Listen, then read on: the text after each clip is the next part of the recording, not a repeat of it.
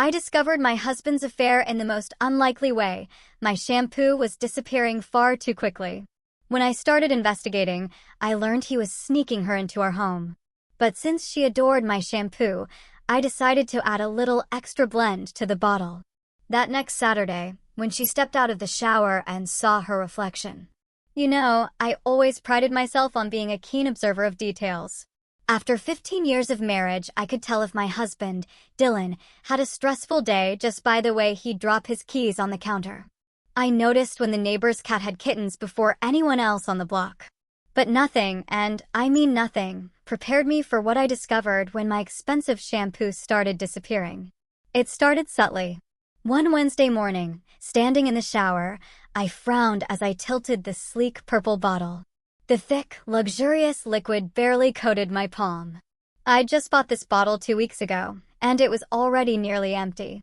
At $58 a bottle, this wasn't just annoying, it was an expensive, baffling mystery. Water cascaded down my back as I massaged the fragrant lavender and jasmine solution into my thick black hair.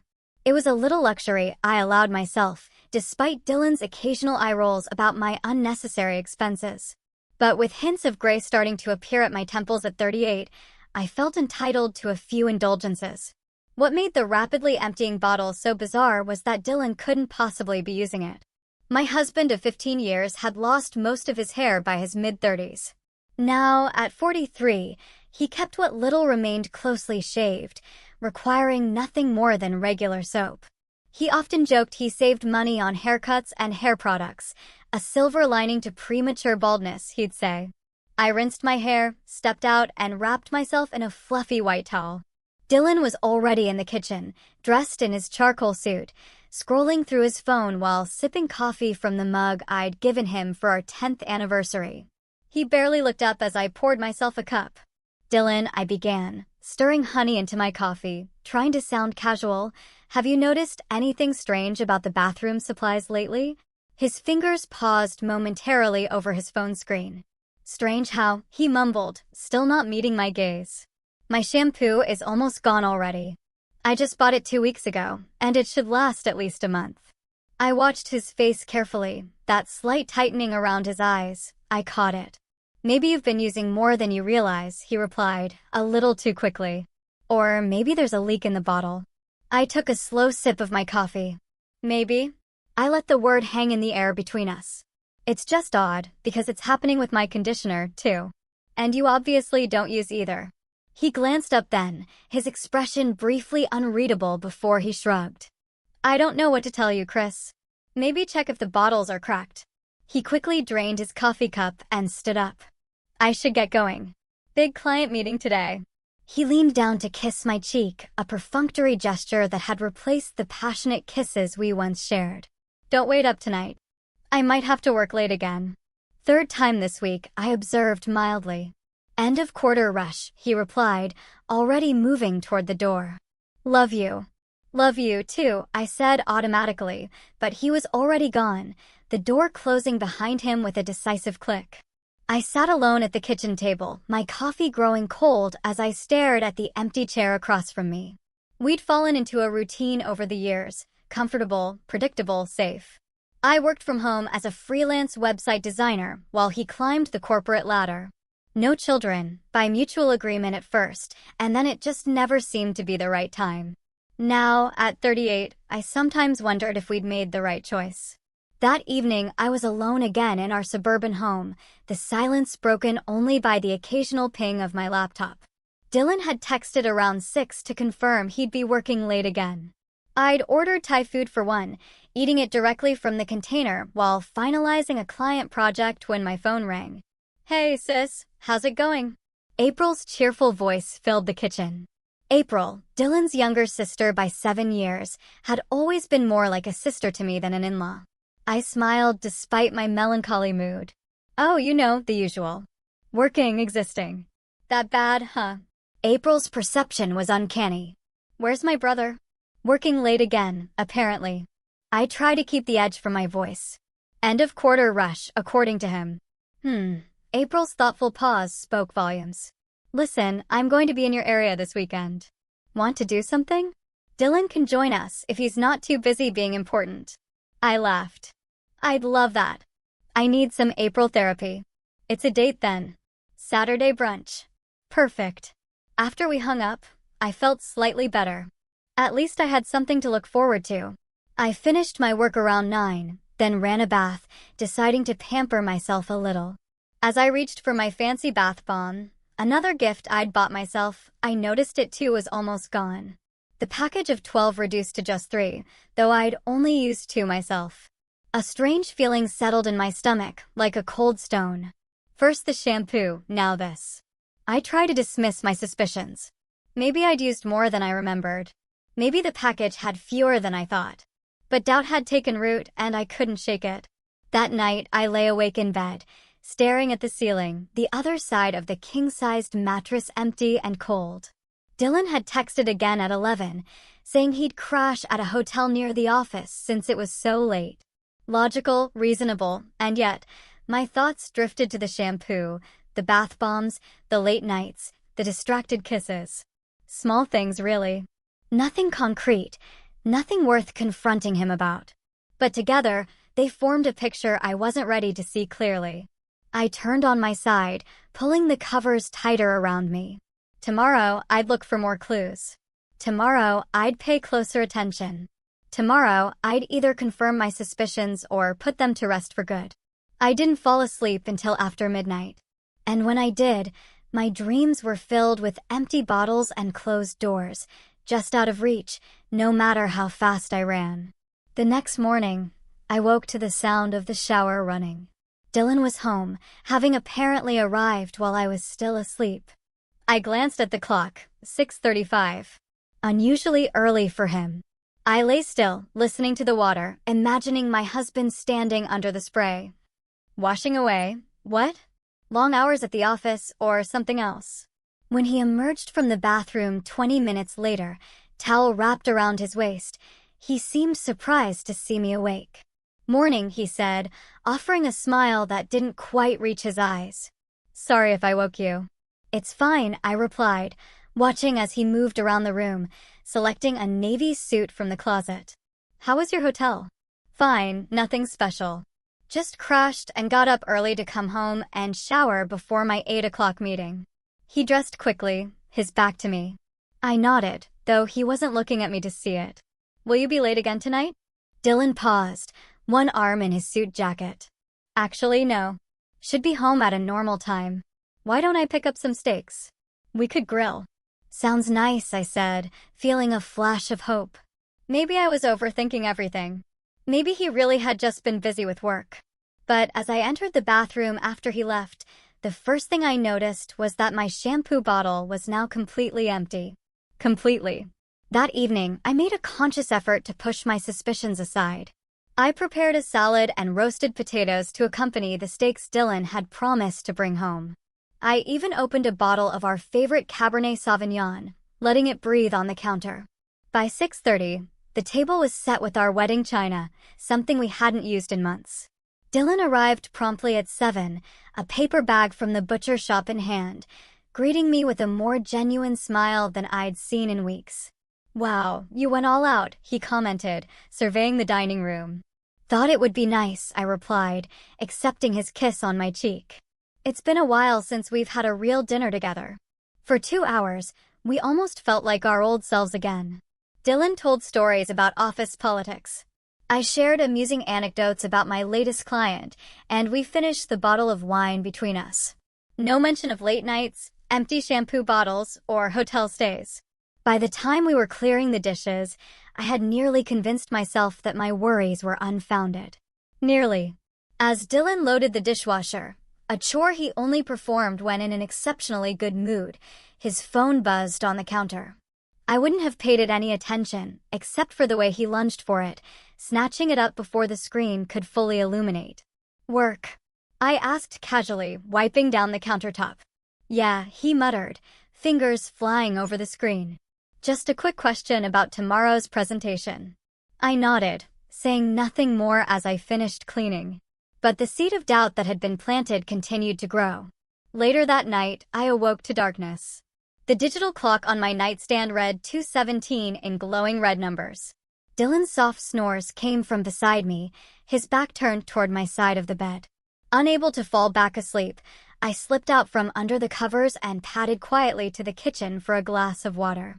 As I passed through the living room, I noticed Dylan's suit jacket draped over the arm of the sofa, his phone peeking out from the inner pocket. I hesitated, my throat suddenly dry for reasons unrelated to thirst. I'd never been the type to snoop. I'd always respected Dylan's privacy. We trusted each other, or at least we were supposed to.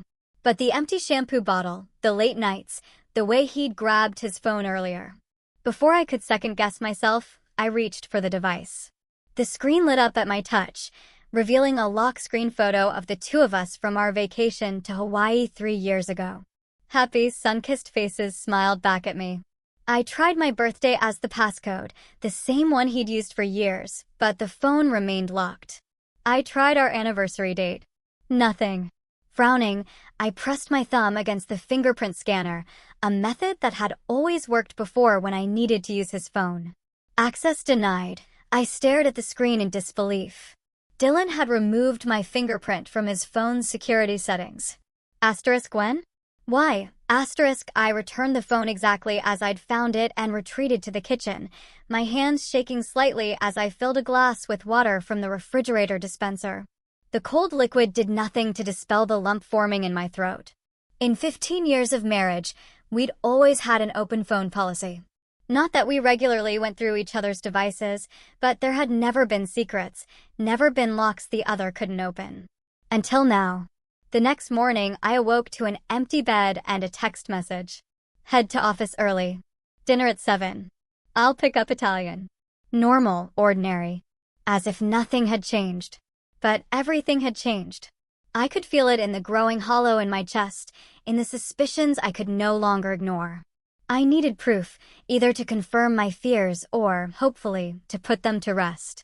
After a shower, during which I noted with grim satisfaction that Dylan had replaced my empty shampoo bottle with a new one, I dressed carefully in a flattering blouse and jeans, applied light makeup, and ran a straightener through my dark hair.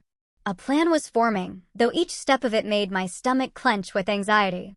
At the upscale beauty supply store in the mall, I purchased an identical bottle of my shampoo and one of conditioner. The sales associate recognized me. Back so soon? Didn't you just buy these 2 weeks ago? I forced a smile. They're just so good. I'm going through them faster than expected. Actually, I'm thinking of getting some for my sister as a gift. Do you have any recommendations for similar products I could try? As the associate chatted enthusiastically about various luxury hair care lines, I nodded attentively while my mind raced. Asterisk someone else was using her products. Someone Dylan was bringing into their home. Asterisk after leaving the store, I drove to the electronics shop 3 storefronts down. 20 minutes and $237 later, I walked out with a small security camera disguised as a decorative shelf ornament, designed to blend perfectly with the minimalist aesthetic of our master bathroom. My heart pounded as I installed the device that afternoon, positioning it on the shelf across from the shower. It would notify me of any movement detected in the bathroom when activated. This is insane, I whispered to myself as I tested the camera's viewing angle. I'm spying on my own husband. But I couldn't stop now. I needed to know. I spent the rest of the day alternating between work projects and checking the new bottle of shampoo I'd placed in the shower. I'd marked the level with a tiny dot of clear nail polish on the outside of the bottle, invisible unless you were looking for it, but unmistakable to my examining eye. By the time Dylan arrived home with takeout from our favorite Italian restaurant, I had composed myself enough to greet him with a convincing smile. We ate pasta at the kitchen island, making small talk about our days. If Dylan noticed anything unusual about my behavior, he didn't comment. Any plans this weekend? He asked casually, twirling linguine around his fork. I took a sip of water before answering. Actually, yes. April's coming by for brunch on Saturday. You're welcome to join us if you're not busy. Dylan nodded. I should be able to make it. Where are you meeting? That new place on Maple Street. Supposed to have amazing eggs Benedict. Sounds good. What time? 11. The conversation shifted to other topics, but my mind remained fixed on Saturday. Not because of brunch with April, but because of what I planned to do afterward. If my suspicions were correct, Dylan would find some excuse to be out of the house for several hours on Saturday afternoon. He always did, claiming he needed to go to the gym or run errands. And this time, I would know exactly what happened in our home while I was gone. Friday passed in a blur of client calls and nervous anticipation. Dylan came home at his usual time, and we watched a movie together on the couch, my head resting on his shoulder like old times. He smelled of his familiar cologne. And when his arm wrapped around me, I almost broke down and confronted him then and there. But I held back. Without proof, it would be his word against my suspicions, and I needed to be certain. Saturday morning arrived bright and clear. I woke before Dylan and slipped quietly from bed to prepare coffee. While waiting for the pot to brew, I checked my phone. No notifications from the bathroom camera. Either no one had used that shower since I'd installed it, or Dylan had discovered the device and disabled it. The latter thought sent a chill through me. But when Dylan shuffled into the kitchen in his pajama pants, rubbing sleep from his eyes, his behavior seemed perfectly normal. He accepted the mug of coffee I offered with a sleepy thanks and joined me at the table. "Still on for brunch?" he asked between sips. "Absolutely." April texted last night to confirm. Dylan nodded, scrolling through news headlines on his tablet. "I might not stay the whole time. Thought I'd hit the gym afterward, maybe stop by the office to finish up some paperwork." I kept my expression neutral, even as my heart rate accelerated. "On a Saturday? You've been working so much lately." He shrugged. "End of quarter crunch. It'll calm down soon, I promise." "Sure," I replied, rising to rinse my empty mug in the sink. My back to him, I allowed myself a moment of raw emotion, my eyes closing briefly against the pain of his casual eyes. Then I straightened my shoulders and turned around with a smile. I should start getting ready. April always arrives early. Brunch with April was a welcome distraction. My sister-in-law had always been perceptive, but today, I was grateful that April dominated the conversation with stories about her job as an elementary school principal. Dylan, as predicted, begged off after an hour, kissing my cheek and promising to see me at home later. "Is everything okay?" April asked the moment he was out of earshot. "You seem distracted." I toyed with my napkin.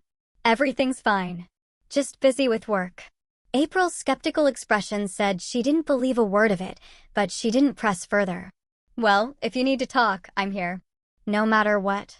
Those words, "no matter what," nearly broke my composure. Instead, I changed the subject, asking about April's latest dating disaster, knowing it would launch her into another animated story. 2 hours later, I said goodbye to April with a tight hug, promising to call her soon. Then, instead of heading home as I normally would, I drove to a coffee shop 3 blocks from our house, ordered a large Americano, and opened my laptop as if settling into work.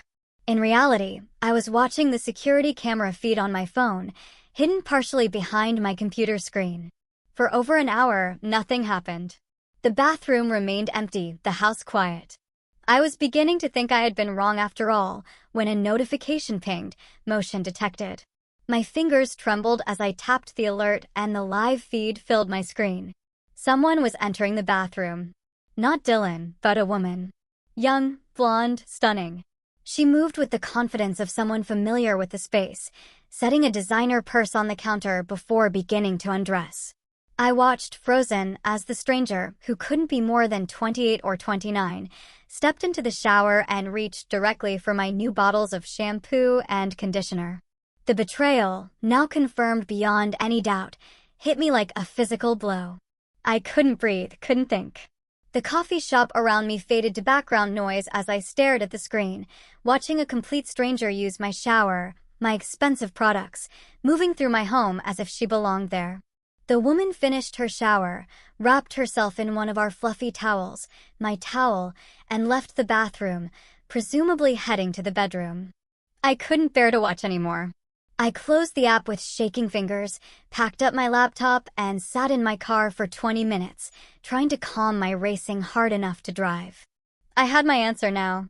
The mystery of the disappearing shampoo had been solved in the worst possible way. I drove aimlessly for nearly an hour, my vision occasionally blurring with unshed tears. I refused to cry. Not yet. Crying meant acceptance, and I wasn't ready to accept that my 15-year marriage had been reduced to secret bathroom cameras and stolen shampoo.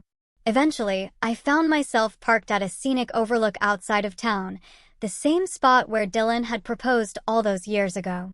The irony wasn't lost on me. I sat on the hood of my car, watching the sun begin its descent toward the horizon, and finally allowed myself to think clearly about what I had seen. The woman was beautiful, all blonde, probably a decade younger than me, the kind of woman who turned heads when she walked into a room. The kind of woman Dylan would notice. My phone buzzed with a text from my husband. Heading home now. Want me to pick up anything for dinner? So casual, so normal, as if there wasn't currently a stranger in their home using their shower, probably lying in their bed, the bed where I had slept every night for 15 years, where Dylan and I had made love. Had whispered dreams to each other in the darkness. I didn't respond to the text. Instead, I opened the security camera app again, watching as the blonde woman, now dressed in form-fitting jeans and a silky blouse, applied makeup at my vanity. She was using my makeup brushes, my foundation, my mascara. The violation was breathtaking in its thoroughness. A notification from my doorbell camera popped up. Dylan was home. I watched as he entered the house, calling out something I couldn't hear.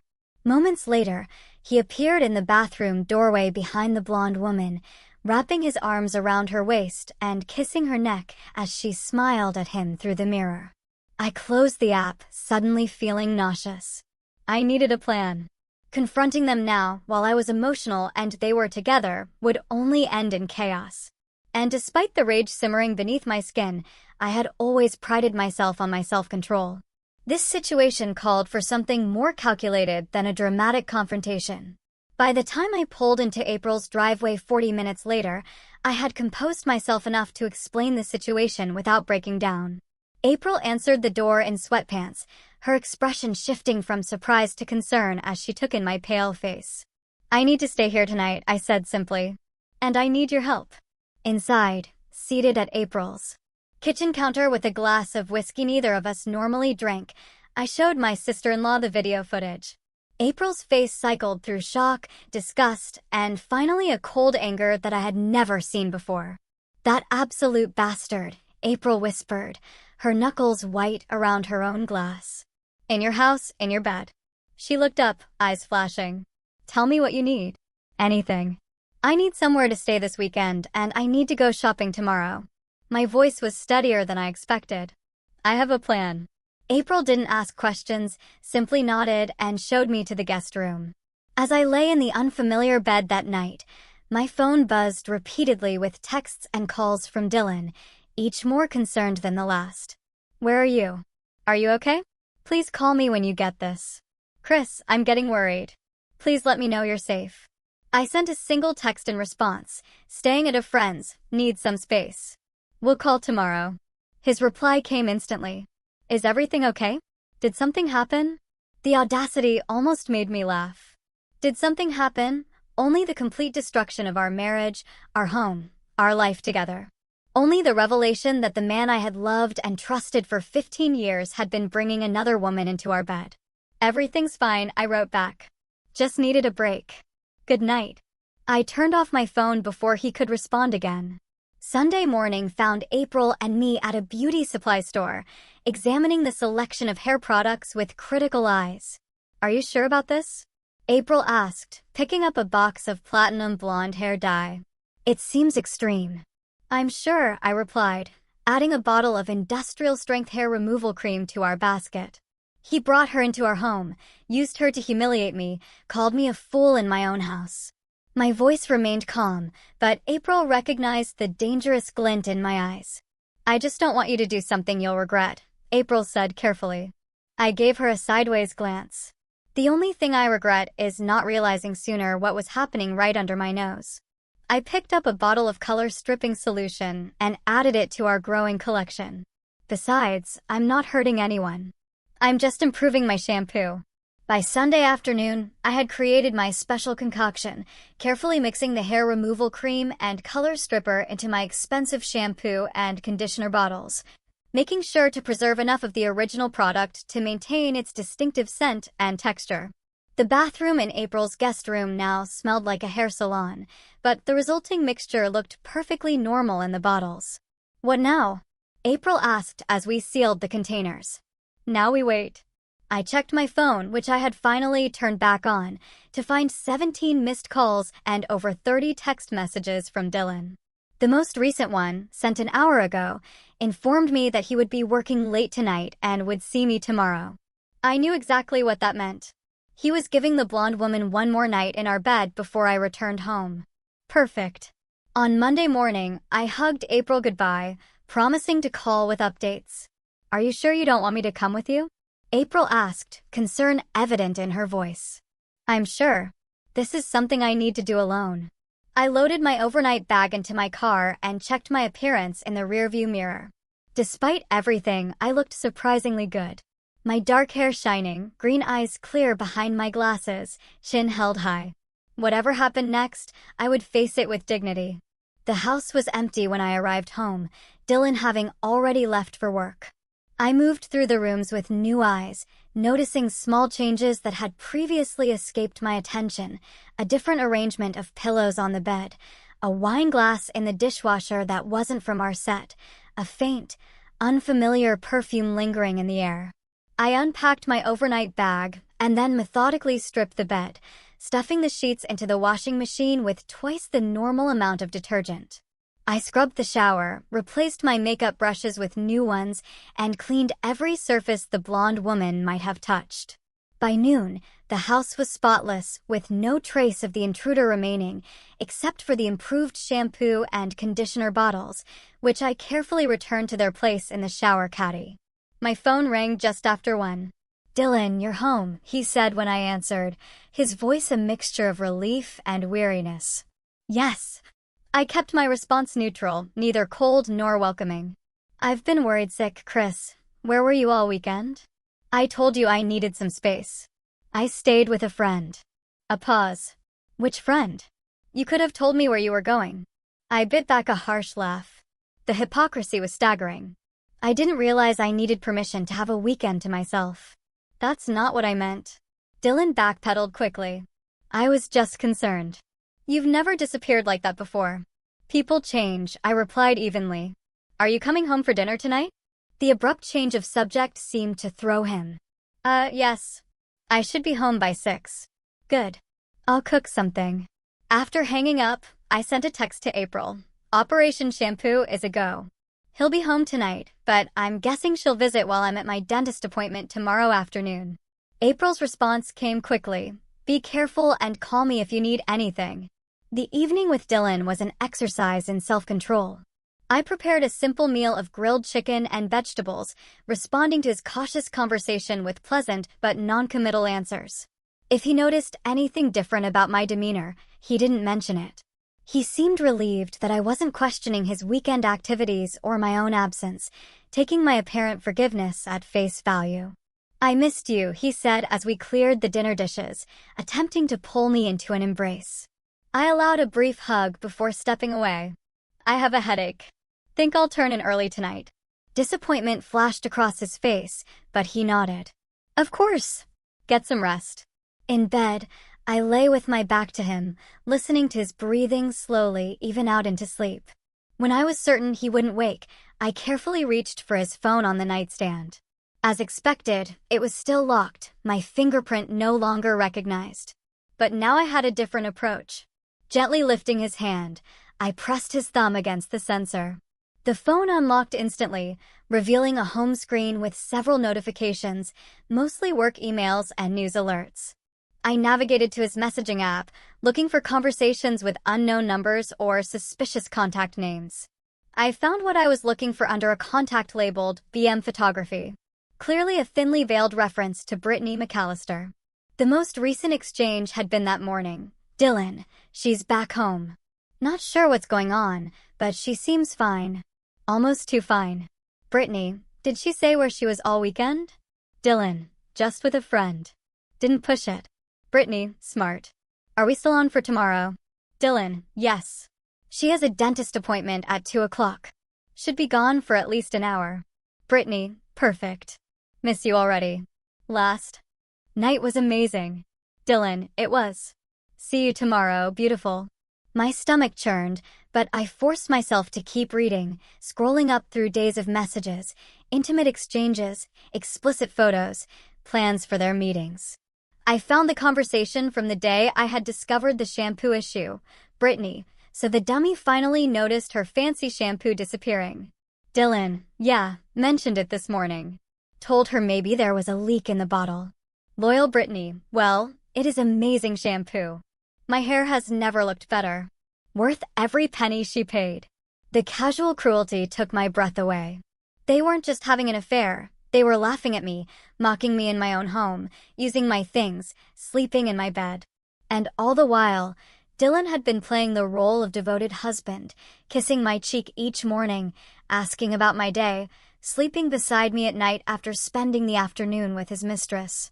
Carefully, I placed the phone back exactly as I had found it and returned to my side of the bed. Sleep wouldn't come, but that was fine. I had confirmation now. And tomorrow, while I pretended to be at a dentist appointment, Brittany McAllister would receive a surprise that would make her regret ever touching my shampoo. The next day unfolded according to plan. I left the house at 1:45, telling Dylan I had a 2 o'clock dental cleaning. Instead of driving to the dentist, however, I parked at a coffee shop with a clear view of our street, watching through my car window as a sleek silver convertible pulled into our driveway at precisely 2:15. Brittany stepped out, sunglasses perched on her perfect blonde hair, a small overnight bag in hand. She let herself in with a key Dylan must have given her, and disappeared inside. I waited, sipping my coffee as the minutes ticked by, imagining the scene playing out in my bathroom. The shower turning on, the expensive shampoo being poured into a palm, the luxurious lather, the blissful ignorance. At 3:30, I drove home, timing my arrival for when Dylan would expect me back from the dentist. I parked in the driveway, noting with satisfaction that the silver convertible was gone. Perfect timing. Dylan was in the kitchen when I entered, seemingly engrossed in his laptop. "How is the dentist?" he asked without looking up. "Fine," I replied, hanging my purse on the hook by the door. "The usual cleaning. No cavities." Good, he mumbled, eyes still fixed on his screen. I moved through the house with casual purpose, noting the subtle signs of Brittany's visit. A damp towel hung slightly askew. The faint scent of unfamiliar perfume. In the bathroom, I checked the shampoo and conditioner bottles. Both had been used, the levels noticeably lower than when I had left. The trap was sprung. Now, all I had to do was wait for the results. The effects of my special shampoo formula didn't take long to manifest. The very next morning, while I was preparing breakfast, my phone chimed with a notification from the bathroom security camera. I had almost forgotten I'd left it running. Excusing myself to the bedroom, I checked the footage to find Dylan on the phone, his voice hushed, but clearly agitated. "What do you mean, emergency? Can't you just wear a hat?" A pause as he listened. "That bad? Are you sure it's not just, I don't know, an allergic reaction or something?" Another pause. Okay, I'll come over, but I have to make up some excuse to Christine. Give me 30 minutes. I quickly closed the app and returned to the kitchen, arranging my features into a mask of domestic tranquility just as Dylan entered, his expression tense. "Hey, something came up at work. One of the junior associates messed up some client files, and I need to go sort it out." "On a Wednesday morning?" I raised an eyebrow, the picture of innocent confusion. "Can it wait until after breakfast?" "Unfortunately, not." He was already grabbing his keys from the counter. "It's time sensitive. Not sure how long it'll take. I'll text you."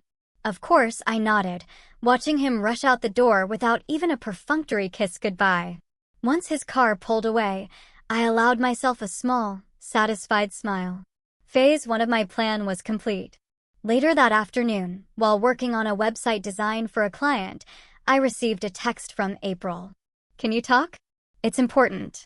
I stepped away from my computer and called my sister-in-law immediately. "You will never believe who I just saw at Meridian Medical Plaza," April said without preamble when she answered. Your husband's little girlfriend coming out of Dr. Morris's dermatology office, wearing the biggest hat I've ever seen. And enormous sunglasses. Even with all that, I could tell she was crying. I fought to keep my voice neutral. Really? That's interesting. Christine, April's tone was knowing. What exactly did you put in that shampoo? Just a little hair color remover and some depilatory cream, I replied innocently. Nothing dangerous. Well, whatever it was, it clearly worked. She looked absolutely devastated. April paused. Are you going to confront Dylan now? Not yet, I said, my plan crystallizing further with each development. I need one more piece of evidence first. That evening, Dylan came home late, his expression haggard. He claimed to have spent the day resolving the work crisis, but the faint scent of a hospital's antiseptic soap clung to his skin. He had clearly accompanied Brittany to her dermatology appointment. Tough day? I asked mildly, setting a plate of dinner in front of him. You have no idea, he sighed, rubbing his temples. Sometimes I think I'm surrounded by incompetence. I hummed noncommittally, watching him push food around his plate. Anyone I know? Dylan's head snapped up, eyes narrowing slightly before his expression smoothed. No, just some junior staff. Not worth discussing. The next few days passed in a strange pantomime of normalcy. Dylan was distant, constantly checking his phone when he thought I wasn't looking. I pretended not to notice, going about my routine with placid efficiency while monitoring the security footage for any sign of Brittany's return. On Saturday morning, I announced casually over coffee, April invited me to spend the weekend at her lake house. Girls' getaway. I thought I'd go. We haven't had sister time in ages. Dylan's response was a touch too enthusiastic. That sounds great. You deserve a break. When are you leaving? After lunch, I replied, noting how quickly he reached for his phone, no doubt to text Brittany the good news. I'll be back Sunday evening. Perfect. Dylan smiled, the first genuine smile I'd seen from him in days. I've got some work to catch up on anyway. Work, right? I packed an overnight bag and kissed Dylan goodbye at 1 o'clock, driving directly to April's house, not her lake house, which didn't exist, but her suburban home 15 minutes away. By 2:30, we had set up a command center of sorts in April's living room, both of us hunched over my laptop as we monitored the bathroom camera feed. Are you sure you want to watch this? April asked, concern etching her features. It might be difficult. I need to see, I replied firmly. I need to know exactly what's been happening in my house. We didn't have to wait long. At 3:15, the camera captured Dylan leading Brittany into the master bathroom. Her appearance made both women gasp. The formerly luscious blonde hair was now a patchy disaster, with large sections significantly thinner than others, and the color a sickly combination of brassy orange and greenish blonde. Oh my God, April breathed. Your concoction did that? I nodded, a mixture of vindication and faint horror washing over me. I hadn't expected quite such dramatic results.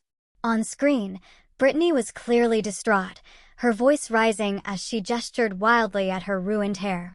The dermatologist said it was some kind of chemical burn. Do you know how much the treatments are costing me? My agency has already put me on hiatus. I had to cancel 3 shoots this week. Dylan tried to calm her, his hands on her shoulders. Baby, I'm so sorry. We'll figure this out. Maybe Christine found out somehow and tampered with, don't you dare blame this on me. Brittany jerked away from his touch. I've been using that shampoo for months without any problems. This is your fault. You should have checked it or something. You know how important my hair is for my career. Your career. Dylan's voice took on an edge. What about my marriage? If Christine finds out about us, oh please. Brittany cut him off with a harsh laugh. Like you care about your marriage. You've been telling me for months how unhappy you are. How Christine doesn't understand you. How we're going to be together once you figure out the finances of the divorce. I felt as though I'd been slapped. Divorce. He had been planning to divorce me and blaming me for their marital problems to his mistress. On the screen, Dylan was backpedaling. That's not what I meant. Of course, I care about my marriage. It's just complicated right now. Complicated? Brittany repeated flatly. Well, let me uncomplicate things for you. I'm not setting foot in this house again until you figure out what happened to my hair. I have a consultation with a specialist in New York on Monday. It's going to cost $5,000, which you're paying for, by the way. $5,000. Dylan's voice rose in alarm. Brittany, be reasonable. Reasonable? Her voice became shrill. Look at me, Dylan. I'm a model. Or I was until your wife's toxic shampoo destroyed my hair. The least you can do is pay for the treatments. April glanced at me, who sat stone-faced as I watched the argument unfold. You okay? She whispered. I nodded once, not trusting myself to speak. On screen, the argument continued to escalate until Brittany stormed out of the bathroom, Dylan following close behind, both disappearing from the camera's view. Should we keep watching? April asked after a moment of silence. No, I finally said, closing the laptop. I've seen enough. That evening, while Dylan believed I was enjoying a carefree weekend at a lake house, I sat at April's dining table, methodically sorting through 15 years of financial records I had secretly downloaded from our shared cloud storage before leaving home. Credit card statements, bank accounts, investment portfolios. I examined everything with the detached precision of an auditor, making notes and highlighting discrepancies. What exactly are you looking for? April asked, setting a cup of tea beside me. Ammunition, I replied without looking up. And insurance. By Sunday morning, I had compiled a comprehensive financial history of our marriage, including several concerning discoveries, a separate checking account Dylan had opened 6 months ago, into which he had been transferring small amounts regularly. Suspicious charges on his personal credit card at high-end restaurants and hotels on days he claimed to be working late, and most damning of all, recent searches in his browser history for divorce laws in our state and hidden assets during divorce. That bastard was planning to leave you, April said, looking over my findings. And probably trying to hide money before filing. Yes, I agreed, my voice remarkably steady. But he made a crucial mistake. What's that? He underestimated me, I said, gathering the documents into a neat folder. He forgot that I'm the one who organized our finances for 15 years. I know where every penny is.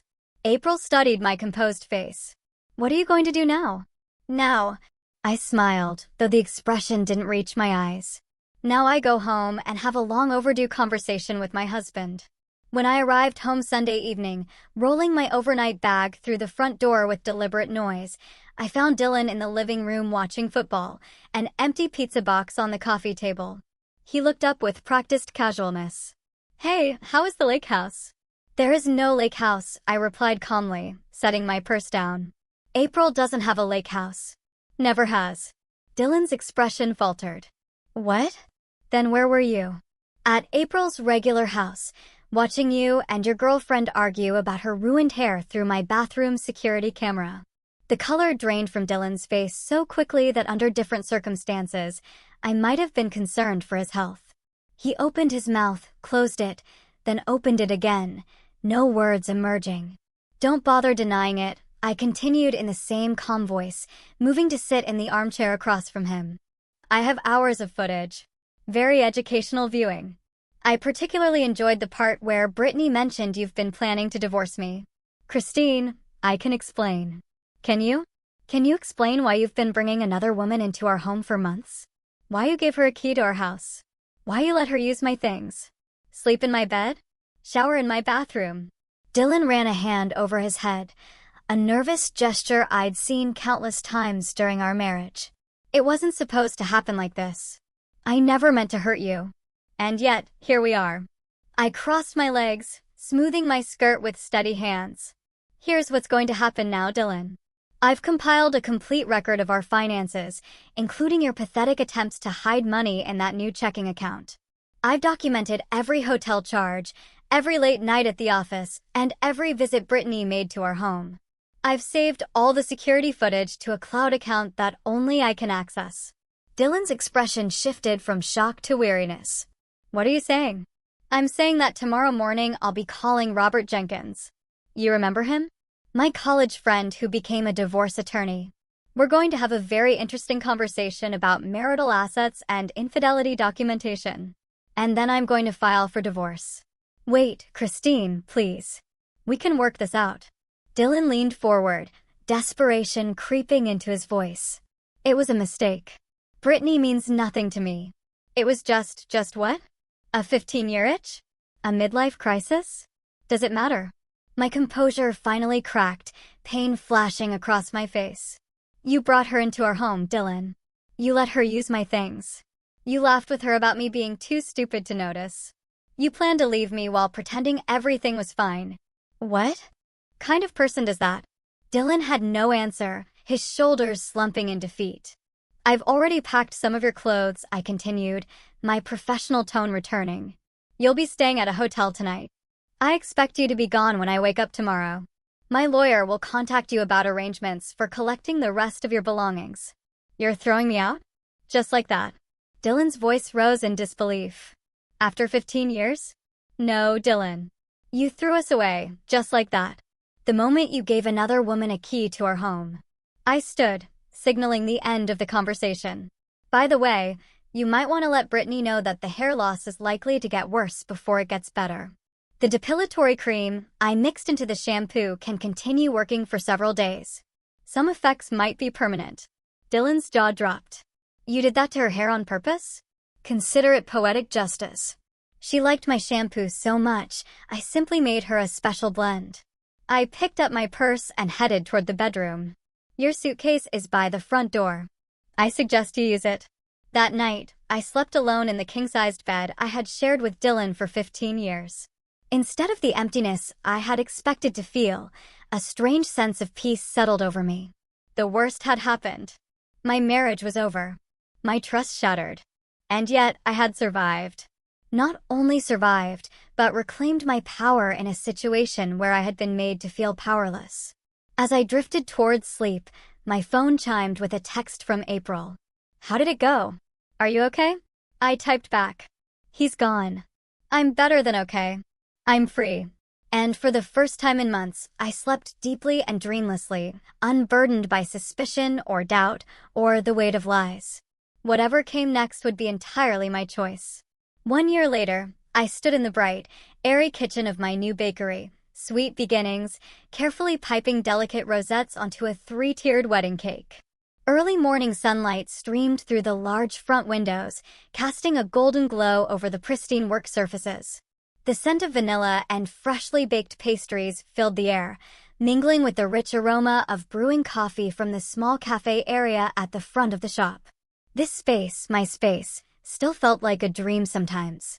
After the divorce was finalized 6 months ago, I had used my portion of the proceeds from selling our house to make 2 investments, a charming 2-bedroom cottage on the quieter side of town and this bakery, which had quickly gained a reputation for having the best custom cakes and pastries within 50 miles.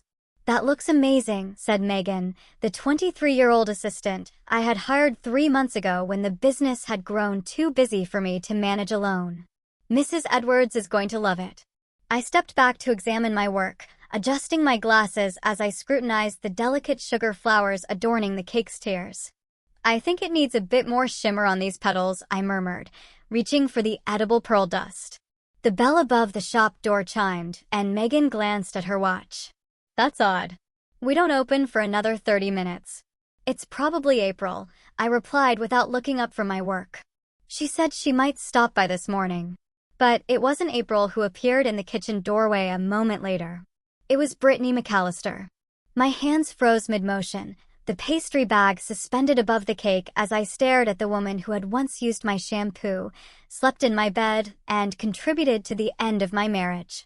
Brittany looked markedly different from the stunning model in the security footage. Her once luxurious blonde hair was now cut in a severe, chin-length bob, clearly a strategic choice to deal with the uneven regrowth, and she appeared thinner, her designer clothes hanging somewhat loosely on her frame. Hello, Christine, Brittany said, her voice quieter than I remembered. Your assistant let me in. I hope that's okay. I set down the pastry bag carefully, wiped my hands on my apron, and turned to Megan. Would you mind watching the front for a few minutes and make sure Mrs. Edwards' cake delivery is prepared for noon?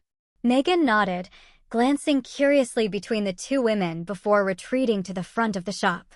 What are you doing here? I asked once we were alone, my tone neither hostile nor welcoming. Simply direct. Brittany shifted uncomfortably, tucking a strand of her shortened hair behind her ear. I wanted to see you in person. To apologize? Apologize. I repeated flatly. It's been a year. I know. Brittany's gaze dropped to the floor. It took me a long time to work up the courage and to fully understand what I'd done. I leaned against the counter, crossing my arms. And what exactly do you think you did, Brittany? I destroyed a marriage. I disrespected your home, your privacy, you. I was selfish and cruel. Brittany looked up, meeting my eyes directly. There's no excuse for my behavior, but I want you to know that I've been in therapy for the past 8 months, trying to understand why I did what I did. I searched for signs of insincerity or manipulation, but found none. There was a rawness to Brittany now, a vulnerability that hadn't existed in the confident, entitled model who had once called me a dummy in text messages to Dylan. And did you understand? I asked. Brittany nodded slowly. Some of it. I was raised to value appearance above everything else. My worth was always tied to how I looked, how men responded to me. I chased validation in destructive ways. She gestured to her hair with a rueful smile. Losing my hair, my identity really, forced me to confront who I was beneath the surface. It wasn't pretty, but I found peace there. Despite myself, I felt a flicker of empathy. I remembered the devastation in Brittany's voice when she'd realized her modeling career was in jeopardy. At the time, it had seemed like justice. Now, with a year's distance and perspective, it seemed more like a young woman facing the consequences of her choices for perhaps the first time. What happened with your career? I asked, surprising myself with the question. It's over, Brittany replied simply. At least the modeling part. I lost all my contracts after the hair incident. Even when it started growing back, it wasn't the same. I wasn't the same. She paused. I'm working in fashion photography now. Behind the camera instead of in front of it. It's actually more fulfilling than modeling ever was. I nodded, unsure what to say. Part of me wanted to hold on to the anger, to remind Brittany of every hurtful text, every invasion of privacy, every moment of betrayal.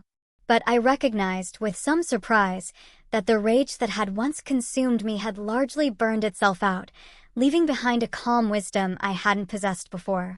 And Dylan? I asked finally. Are you still? Brittany let out a short, humorless laugh. No, that ended about 2 weeks after you kicked him out. When I realized he was expecting me to take care of him emotionally while he was going through the divorce. He was, she searched for the words, weaker than I thought. Always looking for someone to validate him, to take care of his needs. I think that's why he needed both of us. You for stability, me for excitement. Once he couldn't have both, neither of us was enough. The assessment was surprisingly insightful. I thought it matched my own realizations about my ex-husband in the months following our separation. I saw him about a month ago, actually, Brittany continued. At a coffee shop downtown. He didn't see me. He was with some redhead, touching her hand across the table, giving her that same intense, the only woman in the world look he used to give me. Some people never change. I felt a strange sense of closure hearing this confirmation of what I'd already suspected, that Dylan's infidelity hadn't been about my shortcomings, but about his own. Why no? I asked, returning to Brittany's initial purpose. Why come apologize after all this time? Part of my therapy, Brittany admitted, making amends where possible. But also, she glanced around the bakery kitchen. I heard about your success, how you've built this amazing business from nothing. I wanted to see it, to see that something good came out of all that pain. I felt an unexpected warmth spread through my chest. My bakery was indeed something good, something I never would have pursued if my marriage had continued. In a strange way, the betrayal that had seemed like the end of my world had actually been the beginning of a better one. Would you like some coffee? I found myself asking. I just made a fresh pot. Brittany looked surprised, then grateful. I'd like that. Yes.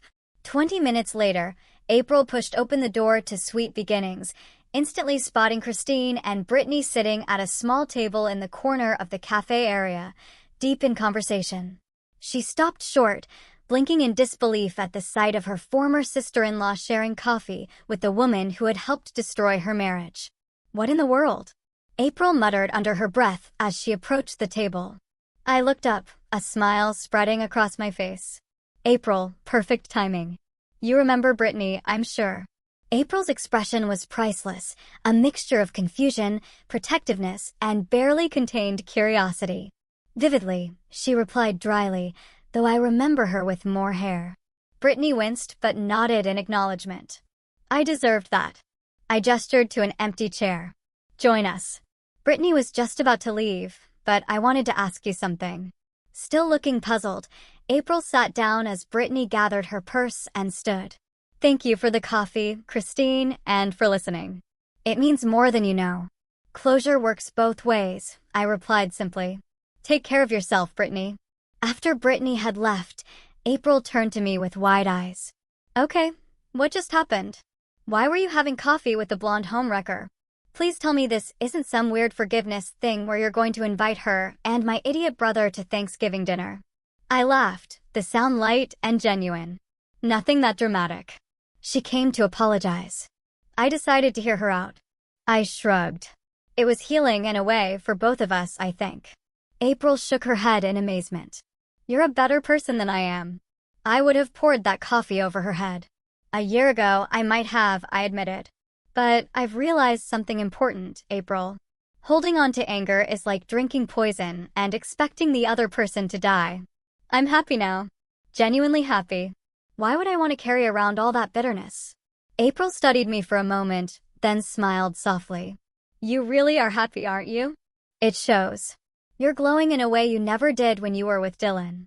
I am, I confirmed, glancing around my bakery with pride. Which brings me to what I wanted to ask you. Remember how you mentioned your school's fundraiser needs a cake for their silent auction? Don't tell me you're offering to make one, Christine. Those usually go for at least $500, and with your prices now, I want to donate it, I said firmly. Something spectacular that will raise lots of money for the kids. Maybe a three-dimensional storybook design. I've been wanting to try that technique. April's eyes welled with tears. You amazing woman. The kids would absolutely love that. Consider it my way of giving back some of the support you've shown me this past year. I wouldn't have made it through without you, April. Speaking of support, April said, wiping her eyes and regaining her composure. Have you thought more about opening that second location downtown? The real estate agent called me yesterday, said the owner of that corner space is getting anxious to sell. I had been considering expanding my business for months. The downtown location would be perfect. More foot traffic, proximity to the business district, and the charming historic building had exactly the aesthetic I wanted for my brand. I'm meeting with the bank tomorrow, I admitted. The loan should be approved by next week. And then I spread my hands in a gesture of excited anticipation. Sweet Beginnings is going to take over the world. April finished for me, grinning. Or at least the greater metropolitan area. Later that evening, after closing the shop and completing the final preparations for the next morning's orders, I drove home to my cottage. The small house welcomed me with warm lights spilling from the windows. I'd installed smart lighting that turned on automatically at sunset, ensuring I never came home to darkness.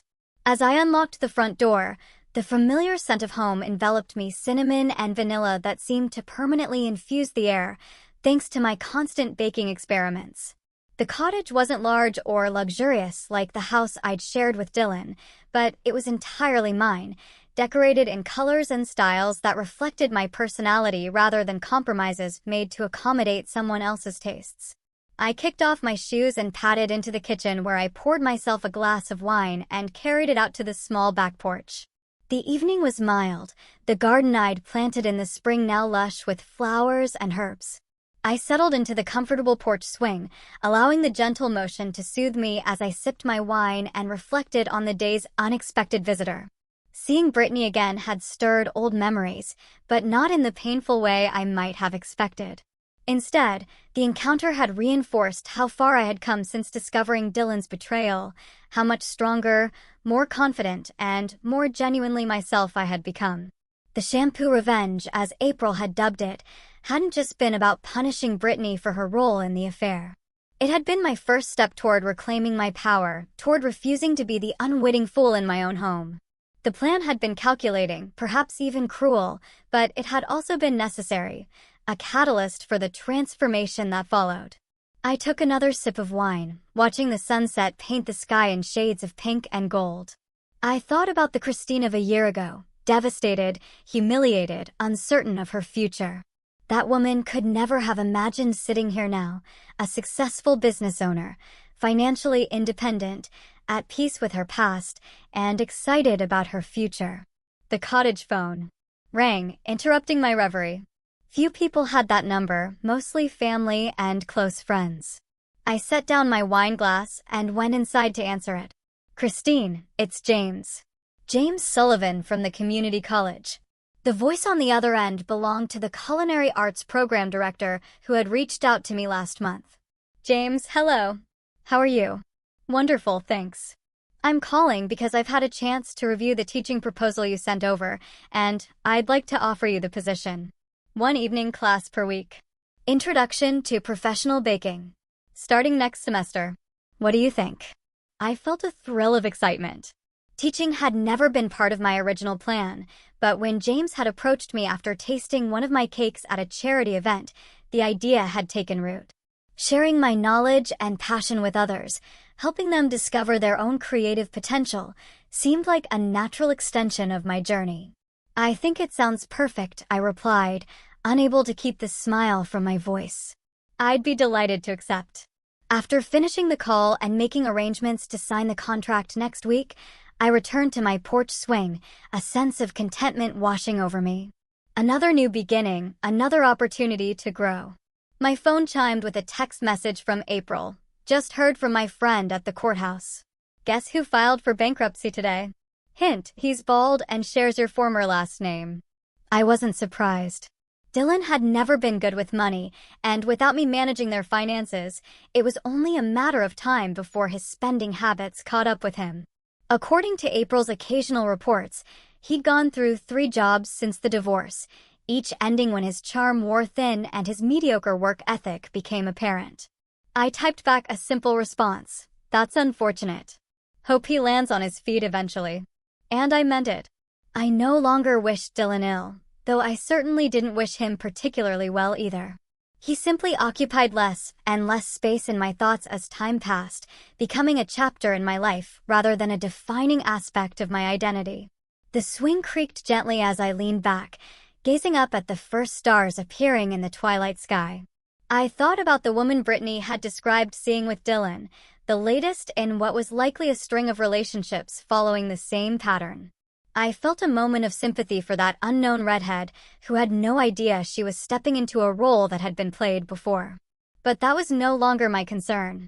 My life now moved to a different rhythm, one set by the early morning mixing of batters, the precise timing of ovens, the creative challenge of designing cakes that were both beautiful and delicious. By evenings spent reading or gardening or having dinner with friends who valued me for myself, not for what I could provide. As darkness settled fully over my garden, I gathered my empty wine glass and headed inside. Tomorrow would be another busy day at Sweet Beginnings, 3 custom cake orders to complete, a catering job for a local business lunch, and a meeting with the bank about financing my expansion. I moved through my evening routine with practiced ease, washing my face, brushing my teeth, changing into comfortable pajamas. As I climbed into bed, I noticed the framed motto I'd hung on the wall when I first moved in, words that had become something of a personal mantra. "The best revenge is living well." I smiled as I turned out the light. If that was true, and I believed it was, then my revenge was complete and ongoing, sweeter than any cake I could bake, more satisfying than any momentary triumph. In the darkness of my bedroom, in the home I had created for myself, I closed my eyes and fell asleep with the peaceful certainty that the life I was building day by day was exactly the one I was meant to live. Not despite the betrayal that had once shattered my world, but because of how I had chosen to rise from those broken pieces, creating something new and wholly my own. And as for the expensive shampoo that had started it all, I had switched brands entirely. My new favorite cost a quarter of the price and worked just as well. Some luxuries, I had discovered, weren't worth their cost. But others, like independence, self-respect, and the courage to begin again, those were priceless. Honestly, if you had been in my shoes, faced with that kind of betrayal and the opportunity for a little poetic justice, what would you have done? I'm genuinely curious to hear your thoughts in the comments below.